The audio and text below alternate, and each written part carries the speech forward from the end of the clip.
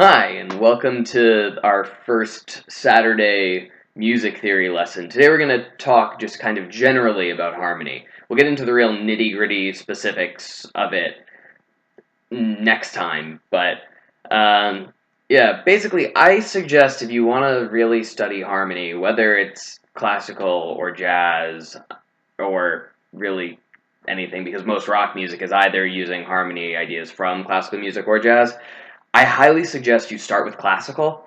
Um, learning, and when I say classical, I mean the era that is classical, not the entire common practice period. I mean, like, there was Baroque music, classical music, romantic music, impressionist music, etc. And classical is kind of where the development of Western harmony really started to codify. And then romantic music took those ideas and expanded them and played with them and built them up into something new. And then in the 1900s, classical music started to move in other directions and tried to do things with atonal music, and some of it was really cool and some of it was really not. But in any case, at the same time, jazz musicians were still working primarily with tonal music, and a lot of what they were doing can be seen as almost a natural extension of what was happening in the Romantic era, whether or not it was intended that way or not. And so I love jazz music. I think it's great, and the kind of rules for chord substitutions and all that goes along with bebop.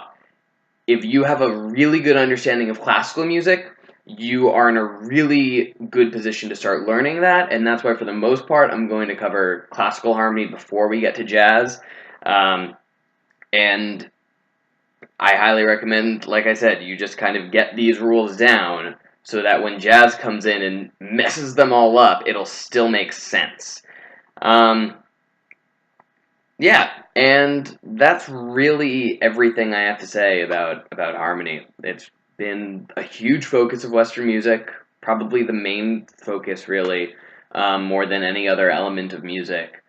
And so there's going to be a lot to talk about, but you can do some really great things with it, and it'll be really cool.